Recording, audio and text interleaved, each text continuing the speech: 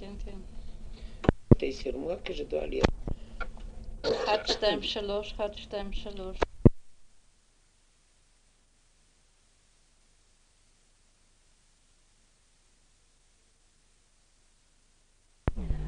3, 1, 2, 3. Vous venez bien.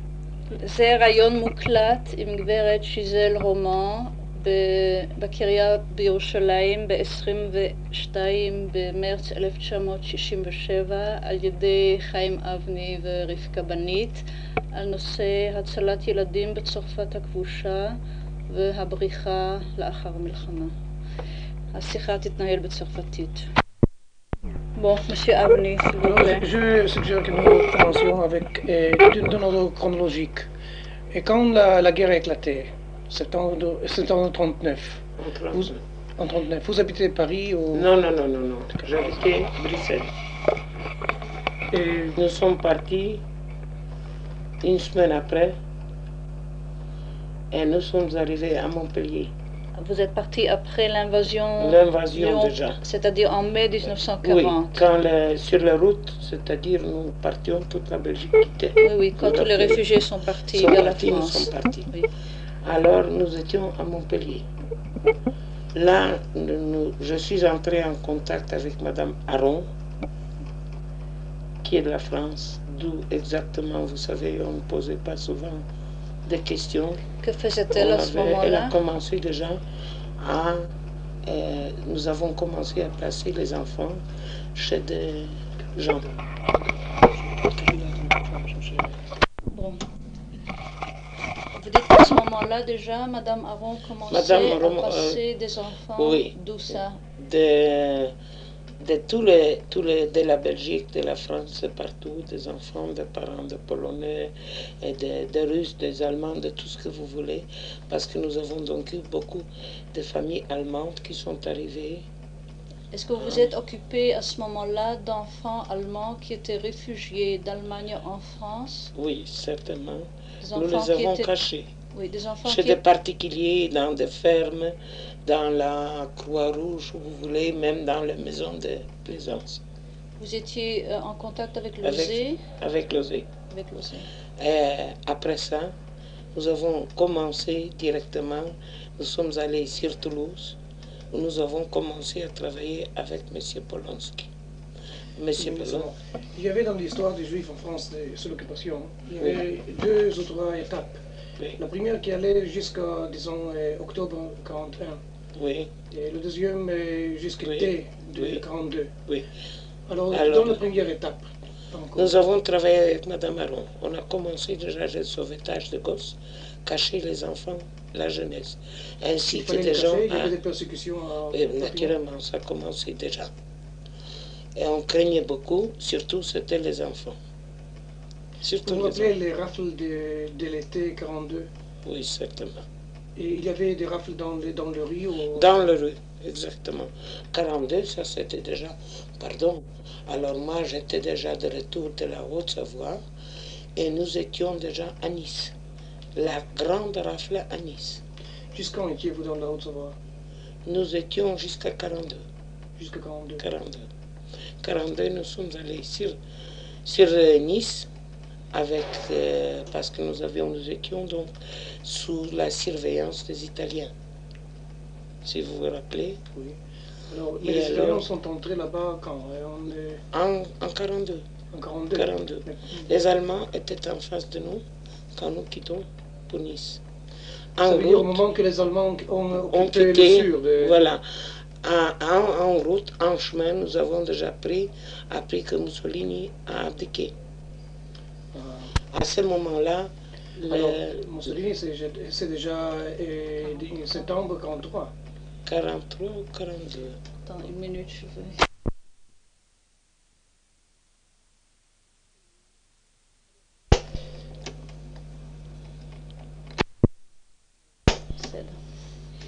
Et alors, c'est déjà la troisième étape La troisième étape. Troisième. Ça veut dire jusqu'à l'occupation allemande du Sud. Vous étiez à Haute-Savoie? En Haute-Savoie. Nous avons dirigé des maisons, c'est-à-dire moi personnellement, j'avais une grande maison avec beaucoup de familles, des enfants. Nous sommes restés, nous étions en contact. Nous étions même assez libres. Il fallait se présenter seulement une fois par jour à la commandanture des Italiens, mais ils étaient maniables, on pouvait rester tranquille. Je crois que c'était en 1943, quand nous avons quitté, nous sommes partis... Pourquoi avez-vous quitté là-bas? Parce que ça a commencé l'histoire de Mussolini. Alors nous sommes arrivés à Nice. À Nice a commencé l'immense rafle, si vous vous rappelez. Là, et nous sommes allés de Nice sur Limoges. En route, nous avons emmené tout un train de Juifs. Et je me rappelle une scène. Ma fille était dans le couloir et à la dernière minute, les Allemands ont sauté sur le train et le premier mot était « passe, police allemande ». Vous connaissez Romani, avec un sourire charmant, elle les a accueillis dans le couloir. Elle avait plus, comme on dit, de chance que d'intelligence. Ils ont commencé avec elle à parler quelques mots de français. Et les premières personnes à qui ils se sont adressés, c'était à mon mari, pour ses papiers. Mais comme vous l'avez vu, il ne ressemble pas beaucoup à un juif, plutôt un anglais. Ils ont jeté un coup d'œil. Nous étions encore à notre nom. Le nom n'était pas encore brûlé, roman. Et le train a passé. Nous avons amené à Limoges beaucoup de gens. De Limoges, nous sommes partis de nouveau sur Toulouse déjà. À Toulouse, nous sommes entrés en contact très difficilement avec M. Polonsky, qui s'appelait à ce moment-là Paul. Ça veut dire que ça, ici nous sommes déjà à la fin de 1943. 1943, oui. Commençons de l'hiver de 1943. 1943. Nous avons commencé le grand travail, c'est-à-dire le passage par Carcassonne et par Rouze. Carcassonne était mauvais, on avait beaucoup de pépins, et j'ai trouvé la route de Rouze. Qui a trouvé? Rouze. Qui a trouvé? Vous? Nous avons trouvé cette route. En haut, il y avait une grande, comment je dois dire, usine d'électricité. Et là-bas, les Allemands ne se montraient pas. Et par la route. Et pour avoir la jeunesse, nous avons eu des passeports faits par des juifs allemands, écriture allemande, mission secrète allemande. On rentrait avec la croix gammée dans des camps. On retirait la jeunesse pour, soi-disant, le travail pour l'agence Todt. On les amenait jusqu'à Rouze. Rouze, j'avais mes passeurs là-bas. Et de là, la jeunesse partait déjà pour l'Espagne. Pour Érida, Barcelone. Oui. Et nous portions des enfants, également les petits, en leur mettant un sparadrap sur la bouche. J'étais avec un groupe de combattants. Nous étions, comme nous appelons ça, le corps franc. Et j'ai dirigé tout ça. Entre-temps, avant ça, il y avait la femme de Knut. Vous avez entendu parler de Knut? Régine. Et Régine, on a tué dans notre présence. Les Allemands l'ont tué à Toulouse. Et à ce moment-là, on nous a arrêté 13 garçons. De 13, il y en a 11 qui sont ici. Que nous avons sauvés, nous avons amenés. Entre autres, Ad, Maurice Hausner. Vous le connaissez? Et puis d'autres que franchement, les noms, ça commence déjà à échapper. La famille Reutemann, vous connaissez? Jacques Reutemann, Léon Reutemann, Paul Reutemann, tous les trois. Oui, vous avez des contacts avec Jacques Reutemann? Bien entendu. Nous avons travaillé ensemble. Vous vous rappelez les circonstances de votre rencontre avec lui? Certainement. Pouvez-vous vous raconter? Jacques Reutemann, à ce moment-là, nous étions, comment dois-je dire, 3 groupes. Il y avait Régine, il y avait Jacques, il y avait ma fille, qui travaillait directement avec Jacques, avec Léon, avec Paul, avec Maurice Hausner, puis il y avait Hart. Vous connaissez aussi? Hart et le nom, bon Dieu, ça commence, franchement, c'est déjà un moment que c'est passé. Régine avait des difficultés et nous avons Régine un tout petit peu enlevé du travail. Après ça, le travail chez Régine était tel que la jeunesse venait là-bas, jurer sur le drapeau, n'est-ce pas, en cas qu'on le trouve, qu'ils ne dévoilent pas où ils vont et par où est le chemin.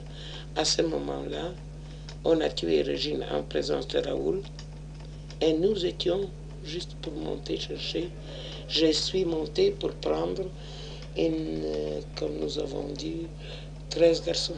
Il y avait, la Gestapo s'est présentée chez elle, ils l'ont tué à bout portant. Et quand nous sommes approchés, nous voulons monter, il y avait plein de police allemandes, ils nous ont dit n'avancez pas, on a attrapé des juifs. Et nous avons vu comment ils ont descendu. Régine, morte, Raoul s'est enfui avec 2 balles dans les jambes. Il est allé chez Eric Epstein, je ne sais pas si vous avez entendu parler, aussi Dr Epstein, qu'on a tenu un tout petit peu, comment dois-je dire, à l'écart, parce qu'il était plutôt de gauche, sympathisant, si vous voulez. Et à ce moment-là, j'ai pris en main pas seulement les enfants, mais tous les grands, jusqu'en fin 44. Fin 44, 2 jours avant la libération, je suis encore parti pour la montagne. Je me rappelle, il y avait même un petit malentendu entre M. Polonsky et moi. Il m'a dit, vous ne quittez pas, c'est une question de jour. Je dis non, je crois que je suis obligé de partir ici, il y a quelque chose qui ne va pas. Je sens que je suis suivi. Et nous étions, moi j'avais toujours les groupes d'enfants dans l'appartement de M. Polonsky. J'ai quitté à 4 heures du matin. Nous avons passé d'un côté, c'était pour les Allemands, de l'autre côté, c'était pour les Anglais. Nous sommes arrivés tout de même jusqu'à Érida avec 13 enfants. En chemin, nous avons eu des maquis qui m'aidaient beaucoup. Et alors, c'était en fin 1944, quand nous étions libérés, j'ai pris le château, un château qui était occupé par la Gestapo. J'ai amené un camion de soldats, plutôt officiers allemands, qui étaient prisonniers, pour nettoyer ce château, que les Allemands ont fait sauter avant de partir. Il y avait certaines parties qui étaient déjà tout à fait abîmées. Naturellement, nous avons nettoyé tout ça et on a commencé à ramasser tous les enfants et toute la jeunesse qui était cachée partout. Moyennant de beaucoup d'argent, de peu d'argent, de plus d'argent et pas d'argent. Alors, encore chez la France occupée. Et vous êtes venu à Toulouse au commencement en fin de 43. 43, oui. Oui. Alors, vous avez tout de suite entamé des relations avec Paul? Avec Paul, immédiatement. Directement avec Directement. Nous, c'est-à-dire, il y en avait... Comment on m'a amené les yeux fermés, on m'a tourné soi-disant 3 ou 4 fois autour de la maison. Je dis, ne tournez plus. Vous connaissez Albert Cohen? Oui. Et c'est lui qui m'a amené chez Paul. Et il alors... avec lui à présent Tel Aviv. Comment? Il travaille avec lui à présent Tel Aviv. Hein? Oui. Dites-moi, il y avait un genre de liaison entre vous et naturellement. Paul. Et comme ma fille qui a travaillé. Alors, elle a travaillé directement. Elle a déjà travaillé avant moi avec Paul. Son travail était, comment dois-je dire, de tuer les mouchards, de faire sauter. Elle se promenait avec plusieurs bombes, vous savez, ces petits crayons. Elle montait dans le bureau de la Gestapo, sous une raison ou une autre, parce qu'elle ressemblait tout à fait à une Arienne, 100%.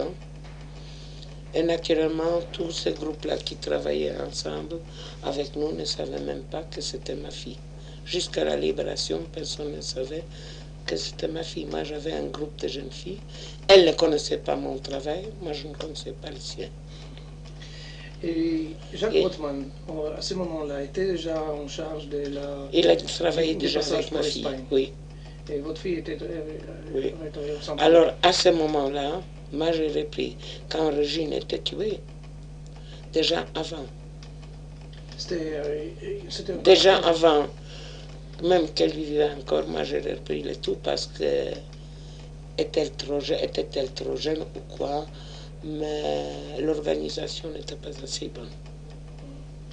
Vous vous souvenez, les relations entre l'AJ et ce travail de sauvetage des enfants, oui. Ce n'était pas un travail typique de l'AJ, n'est-ce pas?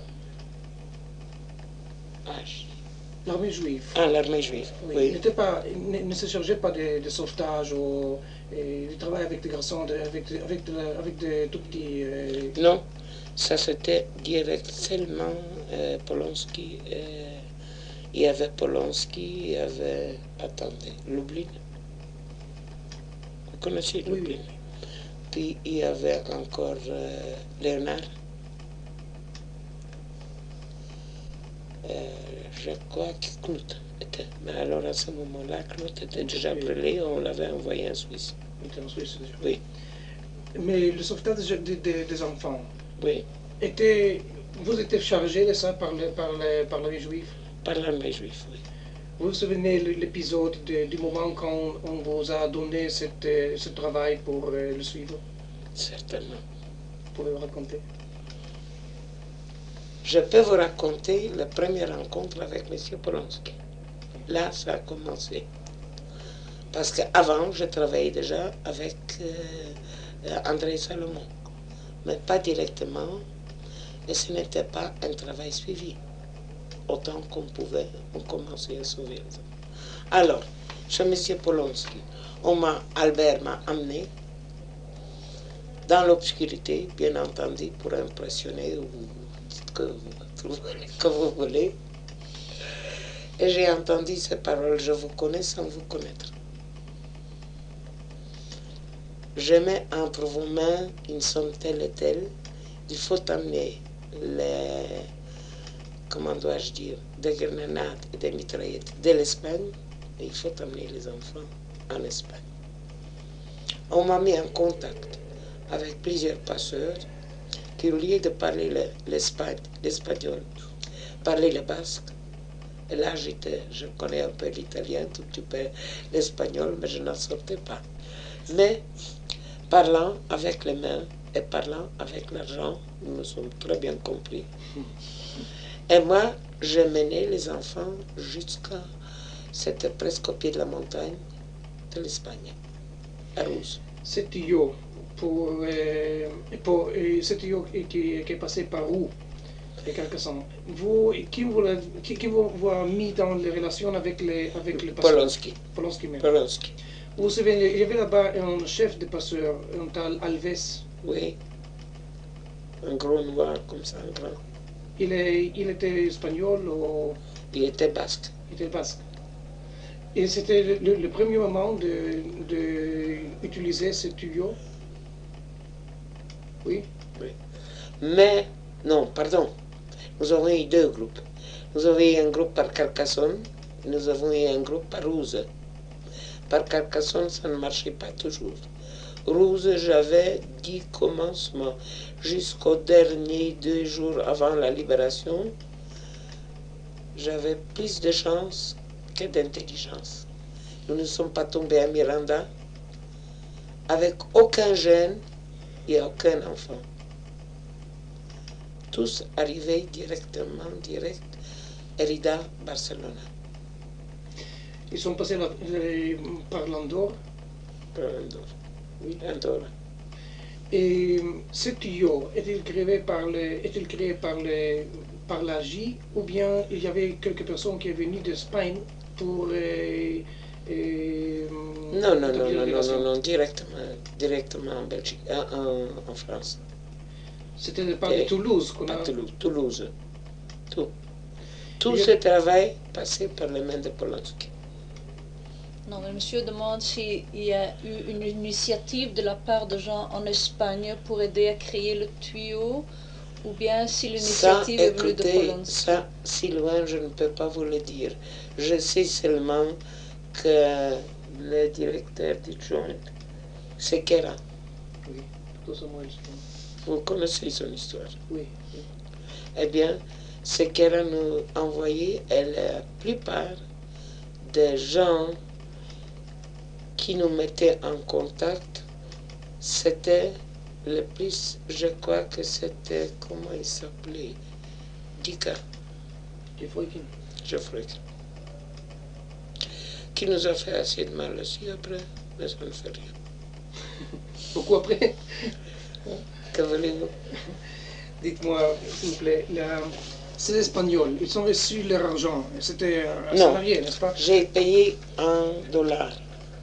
J'ai payé 100 000 francs français, comme il disait vulgairement, par tête de pipe.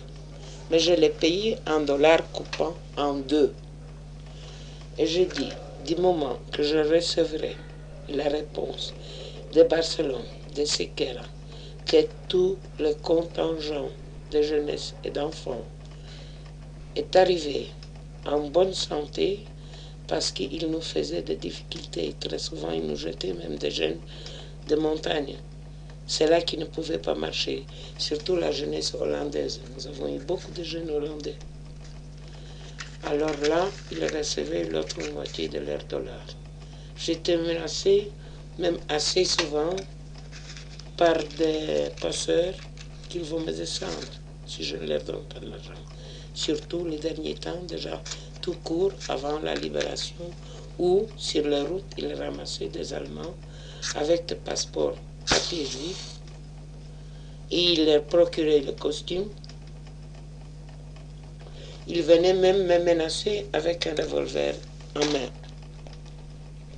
pour me tuer si je ne leur donne pas tout l'argent immédiatement. Après ça, ils sont venus me demander à la libération que je leur donne des certificats qu'ils ont très bien travaillé. Pour sauver la peau. Est-ce que vous avez eu des contacts avec des gens de la Belgique à ce moment-là aussi, qui se trouvaient à Toulouse? Bien entendu, avec Fela. Par qui? Par Lublin. Pardon? Par Lublin. Lublin travaillait la Belgique. Alors, il faisait le voyage, aller-retour? Non. D'autres. On ne le connaissait même pas. Vous connaissez Fela? Vous vous rappelez Fela? Bien sûr. Bon. Alors, elle m'a raconté une bonne petite blague aussi. Un jour, à Bruxelles, déjà après la guerre, c'est-à-dire moi, mon travail était fait jusqu'à 1948, jusqu'à la libération d'Israël. Quand nous avons, c'est-à-dire vous étiez libre déjà ici, et que nous avons envoyé les armes, vous savez qu'on a trouvé 45 tonnes de fusils mitrailleurs chez moi. Anglais. Ça, c'est encore une autre histoire, une autre page. Oui.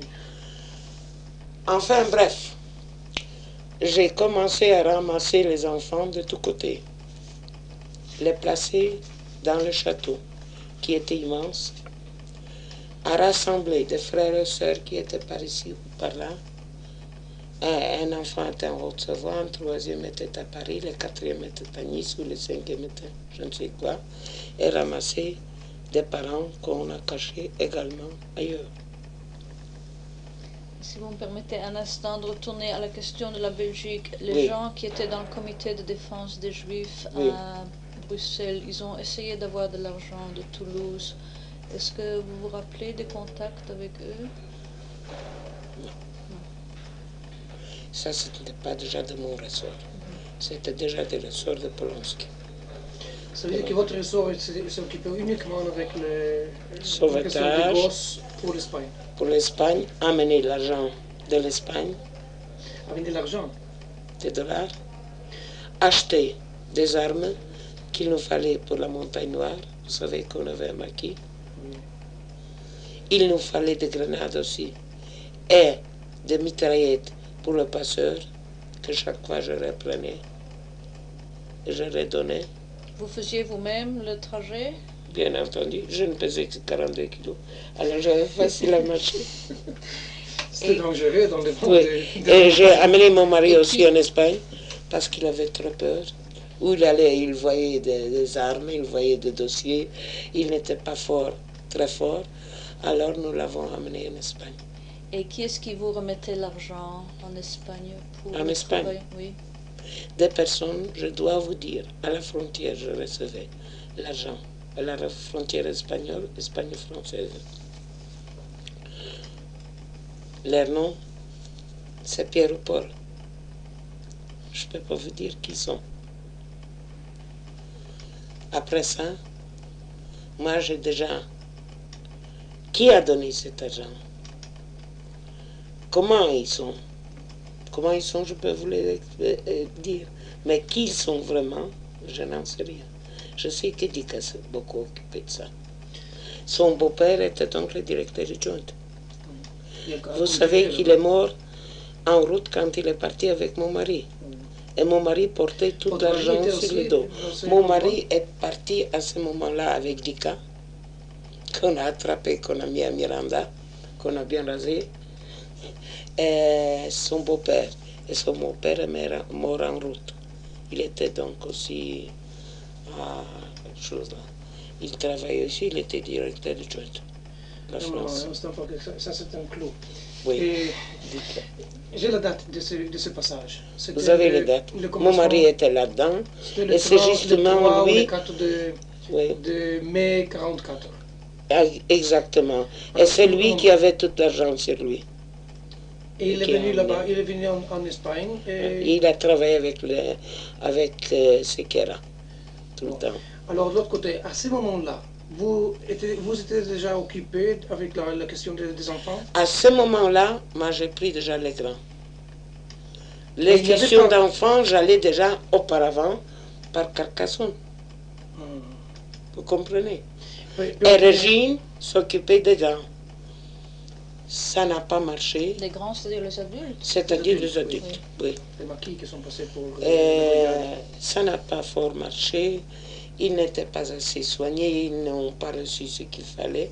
Il leur fallait des brodequins, il fallait à chacun des grenades en cas de rencontre des Allemands.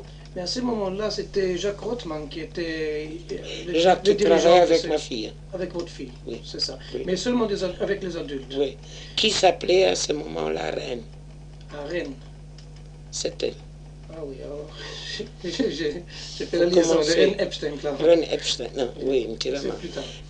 Et dites-moi, mais à ce moment-là, il y avait deux tuyaux. Oui. Un pour les adultes et l'autre parallèle pour les enfants. Pour les enfants c'était moi. C'était vous.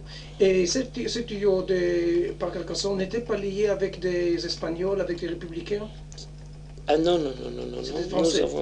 C'était des Français, nous avons eu une Espagnole qui habitait Carcassonne, à qui je remettais ses enfants.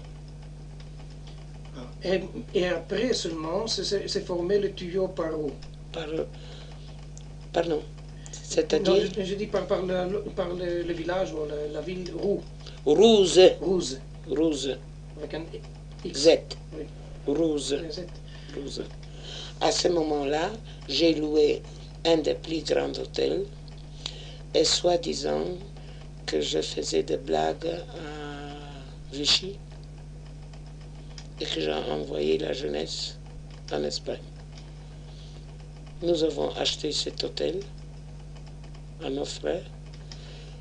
En bas, il y avait très souvent de la gendarmerie qui surveillait, mais elle savait que l'hôtel était fermé. Là, j'ai rassemblé toute la jeunesse et de là, nous partions déjà sur la route jusqu'à mi-chemin. Mi-chemin, je les remettais déjà aux passeurs parce que jusqu'à mi-chemin, ils marchaient pieds nus avec des chaussettes. Je leur donnais des brodequins, des armes, des rôtis. Enfin, ça, ce sont des petites choses. Je les ai équipés assez bien. Et je dois vous dire, je répète encore une fois, plus de chance que d'intelligence. Jusqu'à la fin de la guerre, pas un, on m'a pris.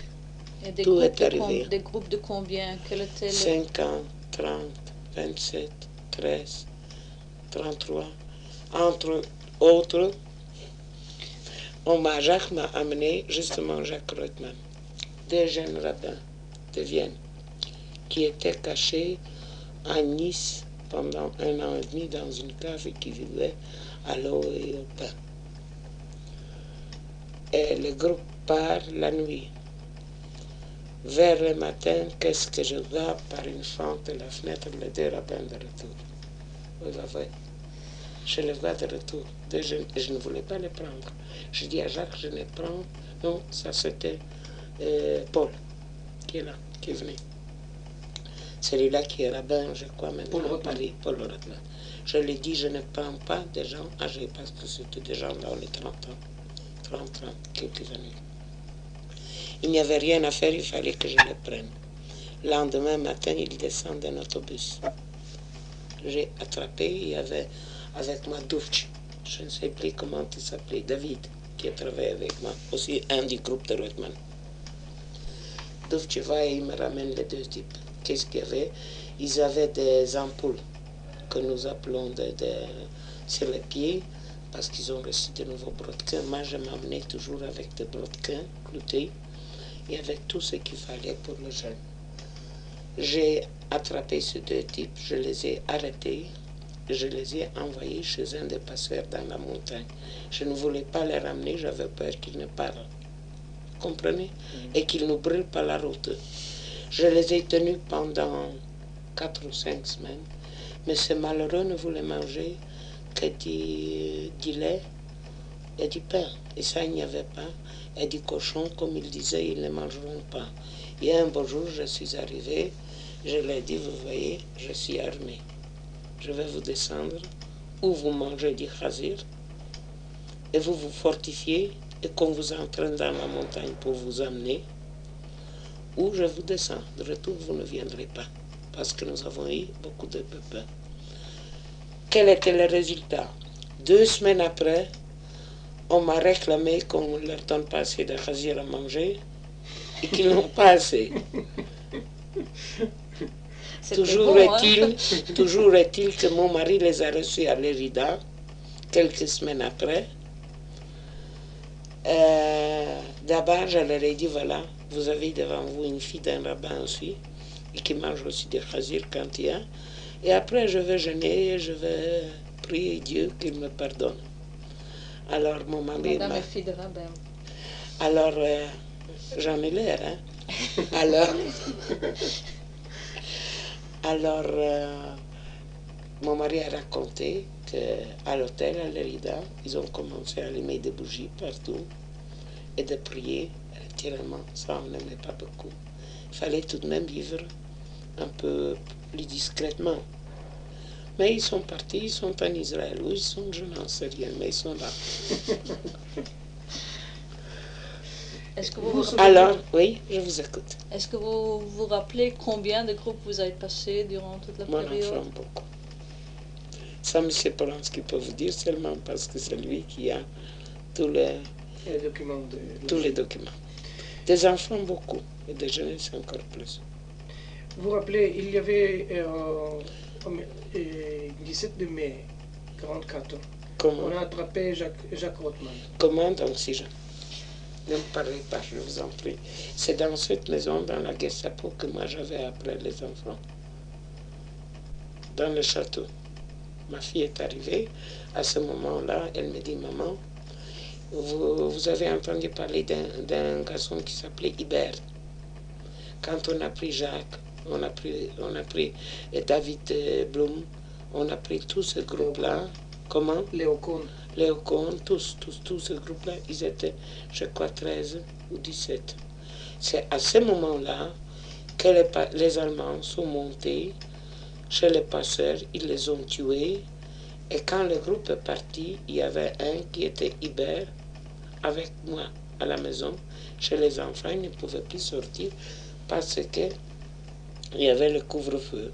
Le matin, il me téléphone encore tout fier qu'on a obtenu par Polonsky un travail plus sérieux pour lui parce qu'on ne l'a pas trouvé à la hauteur. Et il est allé voir comment on a arrêté Jacques Rothman, comment on a arrêté tous à la gare. Alors on l'a amené aussi. Et on l'a pris pour le chef de la bande. Qui était encore là? Il y avait Jacques, il y avait Hubert, il y avait David. Ils étaient 13 ou 17 en tout. Qu'on a arrêté, on a mis en prison. Alors nous avons commencé à nous promener et ils nous jetaient avec une pierre enroulée de lettres. Il y avait des messieurs qui ont passé, il y avait des Alsaciens, la police. Ils ont dit faites attention parce que les Allemands vous surveillent. Et ils étaient aussi en uniforme allemand. Et comme ça, nous avons communiqué avec eux. Avec Jacques aussi? Jacques Mathilama. À ce moment-là, vous étiez déjà actif dans le... Oh oui. Déjà le tuyau de Carcassonne déjà existait? Oui, on n'a plus existé, c'était déjà rouge. Carcassonne était déjà brûlé. Et moi, à ce moment-là, je vous dis, avant encore que Régine est morte, moi j'avais déjà pris les grands. Ça ne marchait pas. Est-ce qu'elle ne savait pas s'organiser ou quoi? Mais moi j'ai pris déjà les adultes et les petits. Et ce tuyau de rose, vous offert par la J ou vous-même vous avez le rencontré là-bas? Non, non, non. On m'a donné cette adresse. Je suis monté, il y avait une usine d'électricité, si vous voulez, et là, les gens m'ont aidé beaucoup. Il y avait là-bas une famille Burguette ou quelque chose? Des noms, mon cher monsieur? Non. On ne connaissait pas le nom. Peut-être que c'était un prénom, dites-le-moi, alors je me rappellerai. Non. C'est de la part de Polonsky. Il m'a cité ces noms, il m'a dit qu'une fois parlant avec vous, peut-être vous serez beaucoup meilleur parce qu'il n'avait pas... Non, les noms, je ne me rappelle pas. Parce que nous avions tous des prénoms, personne ne nous connaissait. Alors je voudrais vous demander une question. Oui. J'ai parlé avec Dr Rothman, Oui. Jacques Rothman. Oui. Je lui ai demandé sur le travail des enfants. Oui. Il m'a dit qu'il y avait quelquefois 1 ou 2 enfants dans les convois des adultes. Oui.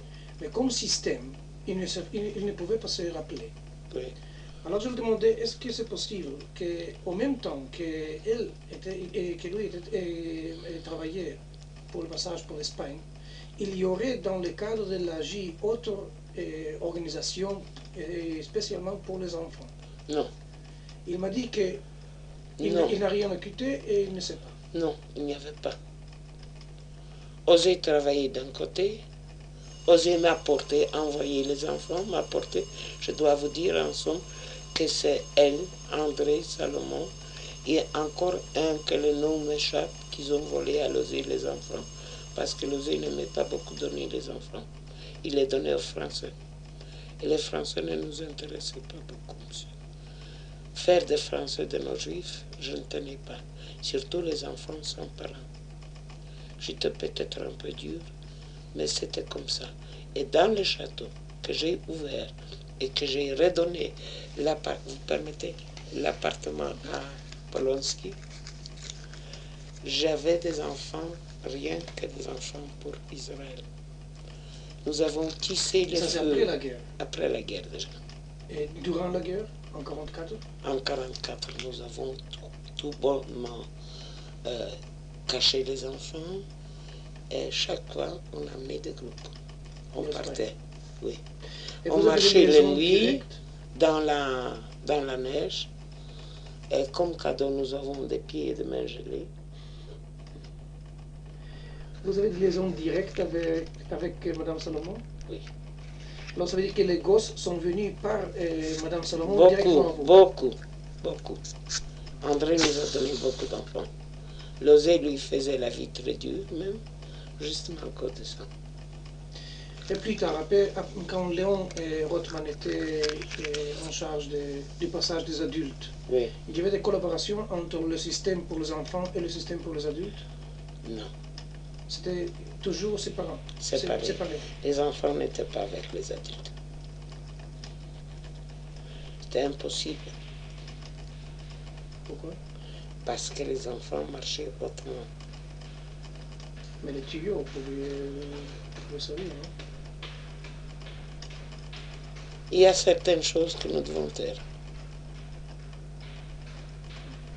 Je dois vous dire que tout ce qui est enfant, qui ne passait pas par la Suisse, mais par la France, c'est moi qui me suis occupé.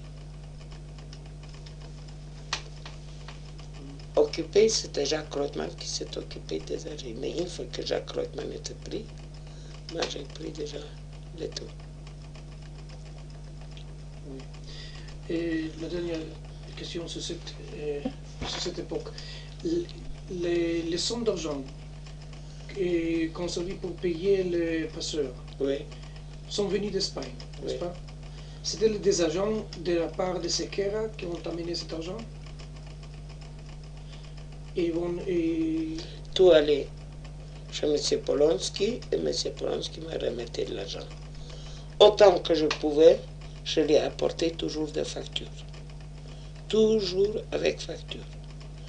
Et concernant le passeur, naturellement, ça, il le savait ce qu'on le payait. N'empêche qu'Israël a beaucoup dit de mal de Polonsky. Et moi, je peux vous dire une chose, que des hommes comme lui, il n'y en a pas. C'était un homme avant la guerre très riche. C'était un homme très dur pour lui, très dur pour le travail, et plus dur encore pour nous. Nous nous le sommes dit encore il n'y a pas longtemps avec Ruth Kluger. Je ne sais pas si vous connaissez. Elle, j'ai fait connaissance. La vie était assez dure avec Polonsky parce que je crois que j'étais la seule à lui tenir tête. Et comme résultat était qu'en 1948, la guerre était finie, tout était libre, je devais songer aussi à nous. Je suis rentré en Belgique. Alors j'ai reçu une lettre de Paul Polonsky me disant « Vous m'avez fait voir, vous m'avez fait manger des vertes et n'est pas mûres, mais si c'était recommencé, c'est avec vous que je recommence. » Et cette question a beaucoup à faire avec la situation en Espagne. Oui. Vous savez quelque chose de Monseigneur Crustillon, Comment? Joseph Crustillon? Je le connais. Vous le connaissez encore en Espagne? Non. Il est venu seulement tout de suite après la guerre chez moi. Crustillon qui a avalé un morceau de pomme de travers. Je sais. Je connais Crustillon, mais je ne l'ai pas connu pendant la guerre. Est-ce qu'il y avait quelque chose à faire en Espagne avec la question des enfants? Je crois qu'il travaillait au joint. Ce qu'il faisait directement, c'est déjà, je crois que ma fille connaît Crustillon auparavant. De Toulouse. De Toulouse. Alors, à présent, après la guerre, nous sommes ici avec cette question de la Brecha. Oui. Nous sommes au château, ex-Gestapo. Oui. Maintenant, je peux vous montrer les châteaux. Je peux vous montrer la jeunesse de quel j'ai fait de Madrichine.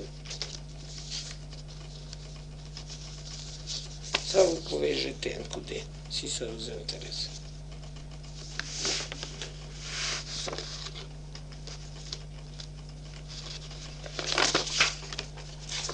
Voilà le premier groupe.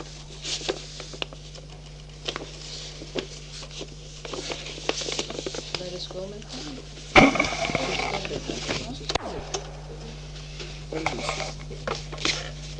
Voilà une madricha, une autre. Je vais vous le montrer le tout ensemble. Ici, vous avez déjà le premier départ pour 45. À Pour la Palestine? À pour la Toulouse. Palestine. Là, voilà. D'où Quatre frères. d'où venait-il chez vous? D'où ne venait-il pas? De la Russie, de la Pologne, de la France, de l'Allemagne, par la de la Belgique. Hollande, par la Belgique. Ils Pas passaient partout. par la Par la Belgique. Belgique aussi, Et c'est la Bricha qui vous les qui amenait? l'a envoyé. Voilà. Tout ça est ici. Voilà. Me voilà ici.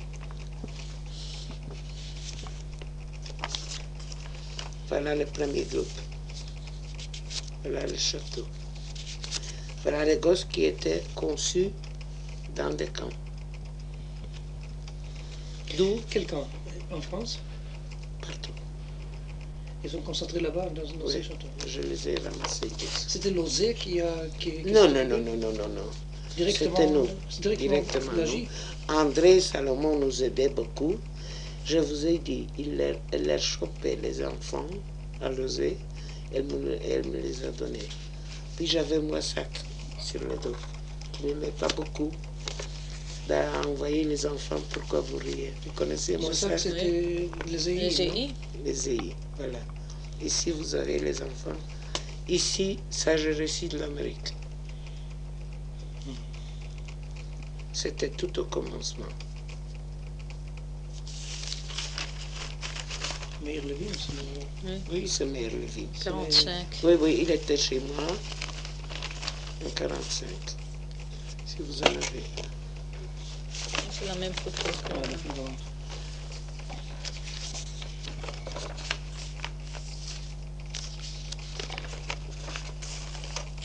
Et vous aviez des contacts avec la brigade à ce moment-là? Oui. Voilà. Ça sont des gosses qui sont nés de tout ce que vous voulez, des Espagnols, des Chinois, des Polonais, qui étaient dans des camps avec des Juifs. Et vous vous êtes occupé seulement Oui. d'enfants à ce moment-là aussi? Aussi, Seulement des enfants? seulement. Ici, vous avez Comment appelez-vous? C'était serré. Gisèle, Serre. Serre. Service, évacuation, regroupement Le regroupement d'enfants juifs. d'enfants juifs. Si vous avez notre... Ce titre, c'est seulement d'espèce, après de la guerre. Après la guerre, mes sœurs.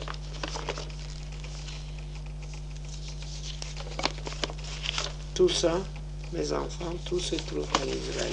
Tout ça est marié. Ici, vous avez un gosse de 3 ans qui a traversé les Pyrénées. D'où l'affaire Bourri. D'où il est? D'où on est en hollandais. Hollandais. C'est une fameuse Bourri. histoire. Vous la connaissez? Je le connaissais quand il a terminé son service militaire. Écoutez, il est à... Attendez, comment s'appellent les gars, les choses, les kibbutz? Hazorea. Là, et le père et la mère, et maintenant, ils ont 4 enfants. Les pères et la mère ont travaillé chez la justice à Pau. À Pau, je crois qu'à Pau. Il y a un beau jour, c'était avec le groupe quand on a arrêté Jacques Rothman, qu'ils étaient, et qui sont revenus. Vous savez qu'un curé a prévenu ma fille, et ma fille a ramené tout le groupe de retour, parce que les Allemands ont tué le pasteur. Et c'était le prêtre du village qui, soi-disant, n'a rien vu, a compris, et il a couru à la gare, il a dit retournez immédiatement, parce que les Allemands sont ici. Dedans, il y avait Durlacher, il s'appelle le père. Et ils sont retournés de retour à la Gestapo, ils ont travaillé en disant qu'ils avaient la Heimweh pour la Hollande, qu'ils étaient des Hollandais, parce que c'était des Juifs allemands, qu'on a évacués en 30 ou en 32, 34 de l'Allemagne. Et ils avaient un gosse qui était caché chez les Hollandais dans un... Ça, c'est celui-là. Qui était caché chez des Hollandais. Merci. Je vous ai déjà salué. Ce gosse, j'ai eu pendant 3 mois chez moi, parce qu'il était gravement malade quand on l'a emmené. Tellement malade que j'étais obligée d'aller avec l'enfant chez un médecin. Et la première chose qu'il a faite, il m'a dit, mais madame, c'est un enfant juif. Je lui ai dit, oui monsieur, c'est un enfant juif. Si vous voulez me dénoncer, s'il vous plaît, je suis à votre disposition. Mais n'oubliez pas la fin de la guerre. Là, on vous pendra. Soyez tranquille. Il n'a pas dit un mot. Et voilà encore avec moi ici. Il est arrivé, il a reconnu mon mari, il n'a pas voulu aller chez les parents. Il était avec Sekera et avec mon mari. Avec oncle Félix, il était tout le temps. Madame Durlacher m'a après raconté quand j'étais au kibbutz. Je l'ai vue. Elle m'a dit que ça dirait des semaines jusqu'on a pu prendre cet enfant. Il leur en voulait. Cet enfant a reconnu à Toulouse. Un jour, on m'a dit, je vous raconte un peu l'autre, ça décousu. On m'a prévenu que les parents vivent, qui sont là. Parce qu'on m'a prévenu qu'ils n'étaient pas là, qu'ils étaient tués par les Allemands. Et l'enfant a vu les parents. Il s'est rappelé ses parents. Vous comprenez les Hollandais? Oui. Et il dit, nee, ich muss nichts von ihr. Il est devenu tout rouge. Je lui ai dit, Uri, na, moet je stil blijven. Dat is in Dotsenir. Parce que nous étions dans un café des officiers allemands. Et petit à petit, j'ai Un rapprochement. fait un rapprochement des parents et de ces petits. Les parents, j'ai amené avant.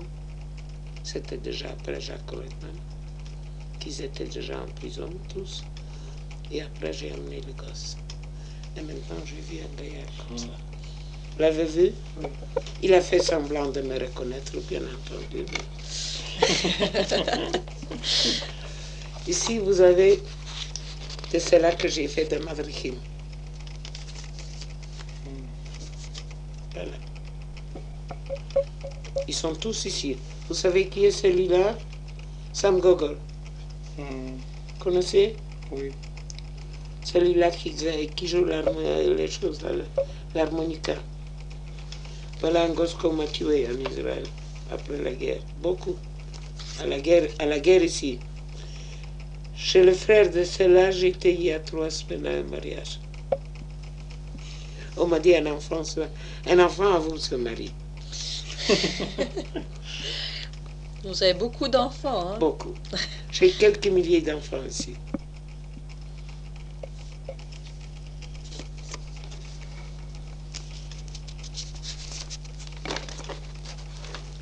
Celui-là, vous le connaissez? Non. C'est ça? Est-ce que je sais?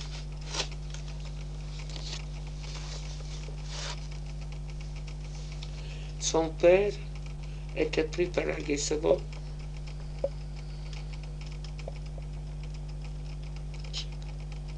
C'est pas le nom. Ma fille a payé pour lui plus que 2 millions. Et elle ne l'a pas eu. Il était déjà dans le convoi des Allemands. Celui-là, il est à Tel Aviv. Vous avez connu là-bas Uri Appenzeller? À Nice, Appenzeller. Le nom me dit quelque chose.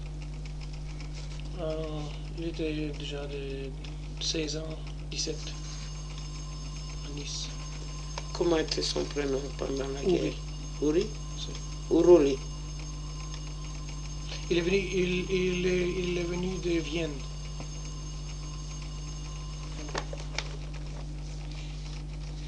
Ça, c'est Cohen Albert. Il travaille aujourd'hui avec Polanski à Tel Aviv. Oui. Il travaille donc chez lui. Oui. Il a travaillé il y a 3 ans.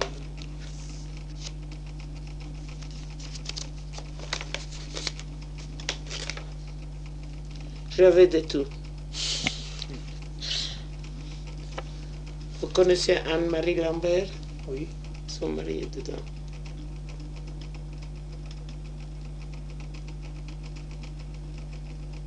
C'était à Lyon, hein? À Lyon, hein?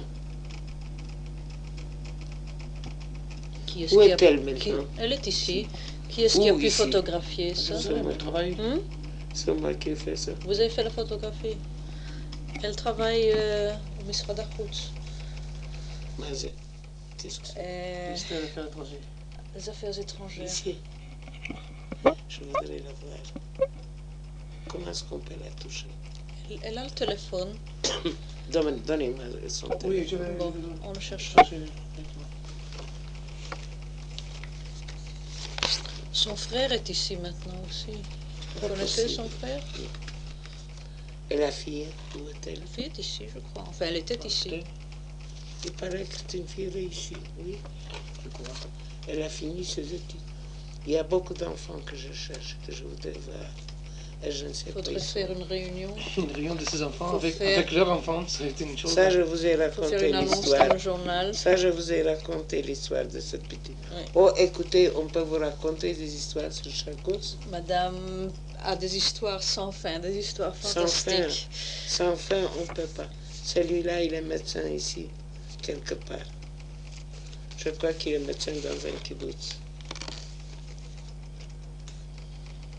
Voilà un juif qui ne savait pas ni lire ni écrire, de Toulouse. Il est mort aussi. Cet homme m'a aidé parce qu'il fallait, quand la Haganah était en noir, c'est-à-dire en noir encore. Alors j'ai donné la moitié de l'argent que je recevais pour l'entretien de la maison des enfants. J'avais toujours dans les 400, 500, 300 enfants. Les uns partaient, les autres arrivaient de nouveau.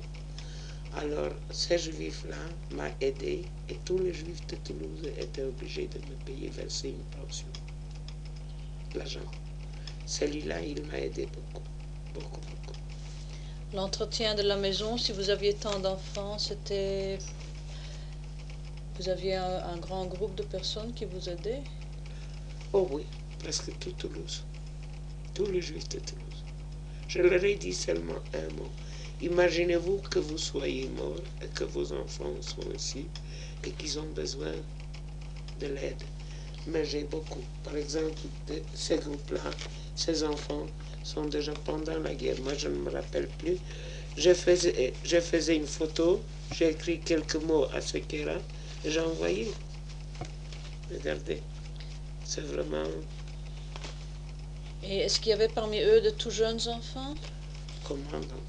Et question de nom et de papier, comment faisiez-vous Ce tout qu'on ça? pouvait se rappeler ou savoir, on l'écrivait à ce qu'elle en 2 ou 3 langues. Un mot de yiddish, un mot de français, un mot de flamand, un mot d'anglais. Si jamais ça tombe entre les mains des Allemands, vous comprenez?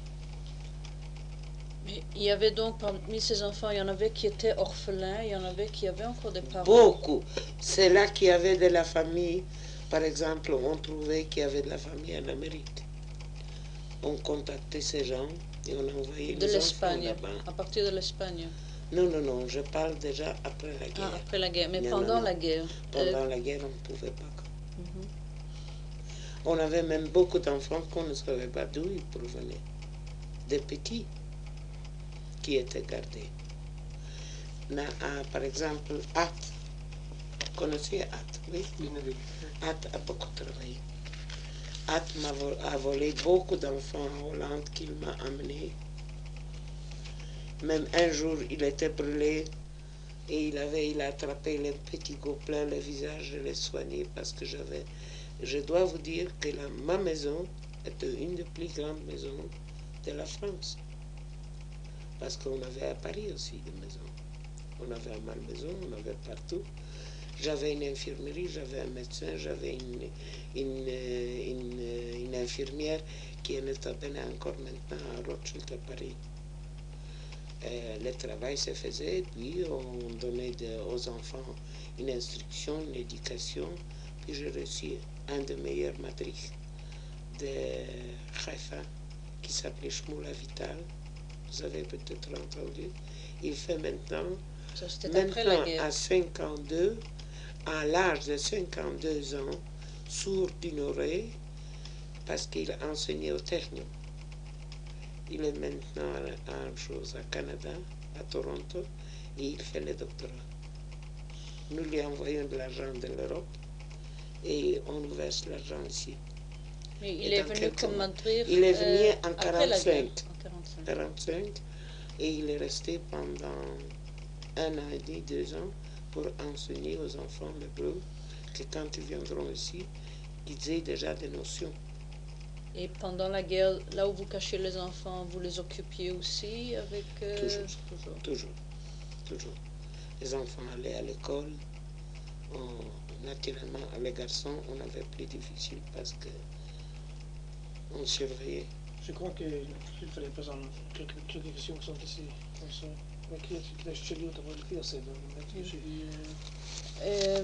C'est M. Kedar qui fait une recherche sur la bricha. Oui. qui m'a demandé de vous poser ces questions-ci Oui, également. je vous écoute.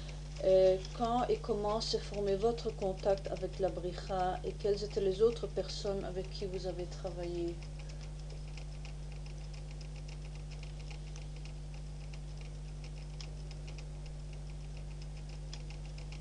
Qu'est-ce que vous appelez la brija, primo? La Brija, c'est le passage illégal. Illégal. Oui, Alors, ça après c'est la déjà, guerre, ça c'est avec Polonsky. avec Polonsky. Polonsky. Ça veut dire qu'en continuation du travail de la guerre, Quand? disons en 45, commencement de 45. Mais bien entendu. Alors c'est le même système que... Le même système. Mais à présent, il fallait... c'est des enfants qui étaient en Allemagne. Oui. Il fallait les transporter en France. En France, oui. On a travaillé comme ça. Ça veut dire qu'il n'y avait pas un changement d'organisation? Non, non, non, non, non, non, non, non. Sauf le Polonais qui était par chef de groupe qui arrivait avec le groupe d'enfants. Mais alors nous avons continué. Une fois qu'ils étaient en France, nous nous sommes déjà occupés. On a déjà pris en charge. Ça veut dire que l'organisation comme telle s'est incorporée dans le système Dans le du système de travail. travail. Après, nous avons travaillé. À part cela, ce n'était pas seulement le château, n'était pas seulement les enfants. Il fallait faire des soldats, former des soldats. C'est-à-dire que la Ghana est arrivée chez nous, nous a donné des premières instructions. Vous vous rappelez quelles étaient les personnes qui étaient Oui, mais là? pas les noms. Pas les noms. Pas les noms. Ça, écoutez, je serai maintenant au Maroc. Je vais parler avec ma fille et alors nous nous mettrons. Mais je crois que le plus qui peut vous donner des renseignements, c'est Albert Polonsky. Parce que c'était toujours un Chaim ou un Shlomo ou un Moshe.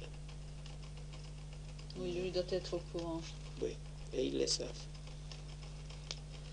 Après a commencé l'histoire de former les soldats, former la jeunesse, de les envoyer, avoir des armes, et pour que ça ne coûte pas trop cher. Alors nous sommes allés en Hollande avec la brigade. La Hollandaise a regardé un tout petit peu comme ça, et nous avons enlevé ce qu'ils avaient enlevé. Ils avaient des parcs avec plein de... Et vous les avez cachés chez vous dans le château? Et je les ai cachés, nous les avons, moi personnellement, je les ai cachés dans 7 ou 8 maisons, dans le midi de la France. Il y a entre autres chez moi, il y avait 45 tonnes qu'on a découvert, qu'on a enlevé. Qui les a découverts? Les Français? Les Français avec les Anglais. C'est- Les Anglais sont aperçus qu'il leur manque des avions, qu'il leur manque ça et qu'il leur manque l'autre. Finalement,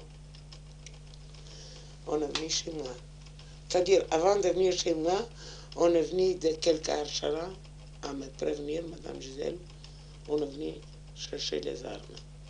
Alors moi, j'ai filé sur Paris, ne sachant pas quelle sera la, comment dois-je dire, la réaction des Français, parce que comme je dirigeais la, comment dois-je dire, je vais quelque part la faire. Vous avez un pic? Ah, non, j'aurais pris le vôtre. Non, j'avais un autre. Je l'ai. Alors, on nous a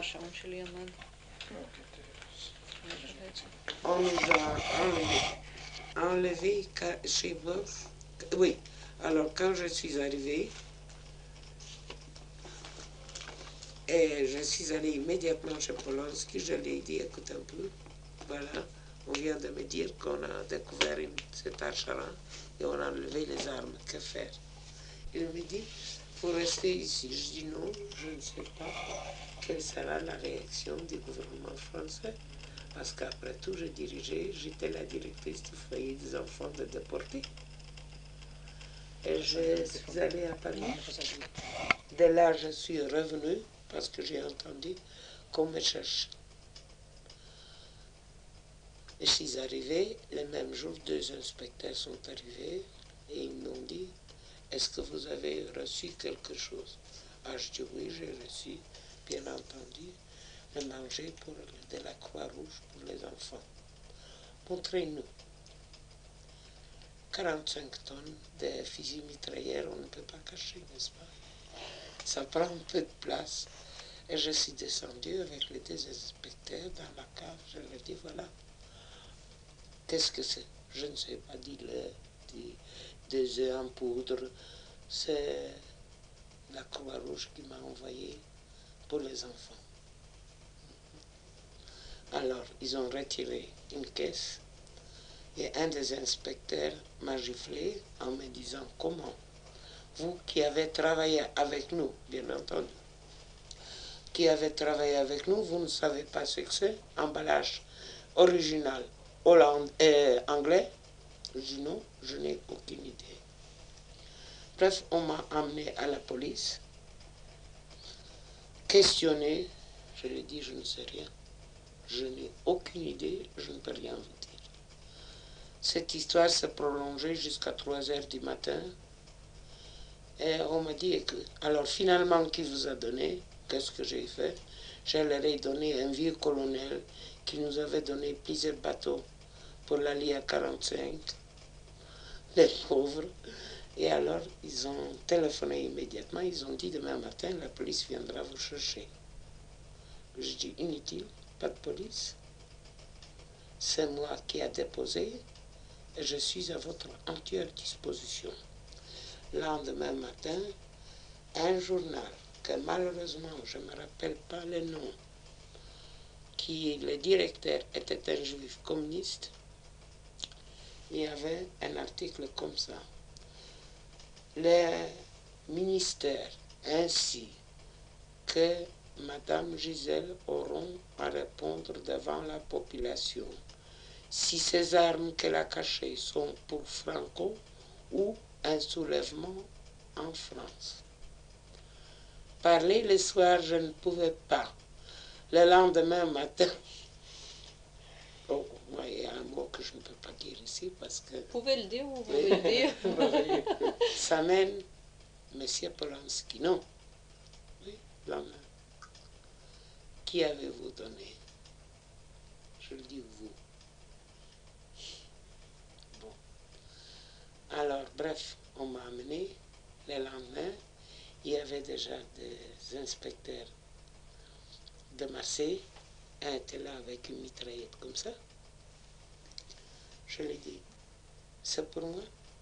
Est-ce que moi je dois avoir peur de vous ou vous avez peur de moi? Un des deux. Alors, il a mis la mitraillette de côté. Et il me dit, pour qui était-ce? Je dis, pour nous. Vous vous êtes défendus. La France est libérée des Allemands. Nous voulons aussi nous défendre. D'ailleurs, la marchandise est en transit. Elle ne vous revient pas. Vous n'avez pas le droit d'y toucher. C'est pour défendre notre pays. Et contre qui? Je dis, vous le savez, contre les Anglais, avec leurs propres armes. Et bien entendu, on ne m'a pas arrêté. On m'a dit seulement de signer que je n'ai plus rien. Mais malheureusement, j'avais encore beaucoup, sous 10 tonnes de charbon, parce qu'il fallait former des soldats pour Israël. J'ai signé, mais on m'a prévenu. Si vous signez et on trouve encore une balle chez vous, vous avez 4 ans de prison. Donc, j'ai accepté. Le soir, le chef de la résistance, qui s'appelait capitaine Casa, la résistance française, est arrivé au château par une porte. Ouais. En attendant, toutes mes madricotes ont bien flirté avec la police qui surveillait le château. On a plongé dans la voiture de ses chefs et toute la marchandise est partie. 2 semaines ou 3 semaines après, je reçois des nouvelles qu'on me donne, que je dois venir parce que les Anglais viennent chercher toute la marchandise. J'ai envoyé Arthur Epstein, qui est le mari de ma fille. Il est allé, mais j'ai envoyé aux soldats à manger. J'avais pitié de ces pauvres Anglais qui ont enlevé toute la marchandise. Mais le colonel était fou, les capitaines étaient fous et les soldats aussi. Tout était de la brisade, ils ont tout enlevé, tout est parti en Italie. Et à ce moment-là, j'étais guérie parce que j'étais très malade. J'avais mal au cœur comme m'envoyer une si belle marchandise. Et voilà, j'ai travaillé jusqu'à 1948, la guerre finie, je suis rentrée en Belgique.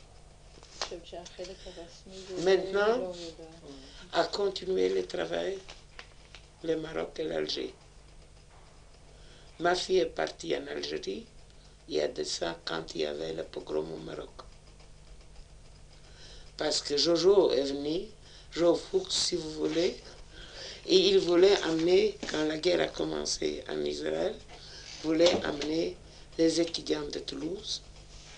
Entre autres, il y avait Arthur Epstein qui était déjà le père de famille, de 2 enfants, et qui est à l'université. Tous les étudiants sont sortis de l'université pour une raison ou une autre, et ils voulaient venir pour combattre, ainsi que les scouts.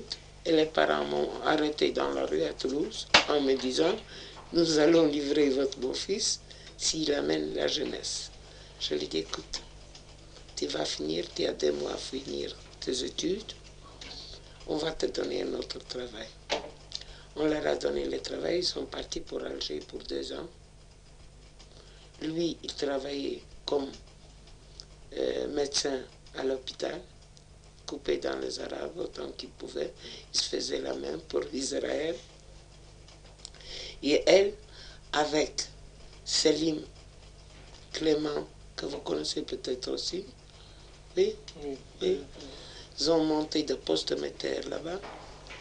Ils ont prévenu les Arabes que le gouvernement français, ainsi que les Juifs, les massacreront s'ils touchent encore aux Juifs. Ils ont commencé à faire sortir tous les Juifs d'Alger, pendant qu'il y avait au Maroc les pogroms. Ils sont restés 2 ans là-bas. Entre autres, moi j'étais constamment en voyage pour prendre possession des enfants et des parents de familles de 12 personnes, de 15 personnes qu'on amenait ici. Après ma fille est rentrée, ils sont arrivés en Israël. Ils étaient de 50 à 60. En 60, ils sont partis pour le Maroc. Là, il n'y a presque plus de juifs. Je finis. Et quand ils auront fini le reste, amenés, ils reviendront. Nous avons sorti du Maroc presque tout. Il n'y a plus grand-chose. Ma petite fille est arrivée l'année passée, moi j'étais en Europe. Elle a amené 24 étudiants de là-bas. C'est la 3e génération. Elle les a amenés ici, 12 sont ici à l'université. Nous ramassons de l'argent pour eux, ils reçoivent, on les aide, et 12 sont dans des kibbutzim. Et elle est répartie, c'est-à-dire elle est venue avec son passeport français, parce qu'ils ont 2 passeports, passeport français, passeport israélien, parce que sinon on l'aurait retenu ici pour le service, mais elle a son travail encore là-bas. Quel âge a-t-elle? Elle a maintenant 19 ans. Maintenant, je vais vous montrer des enfants que ma fille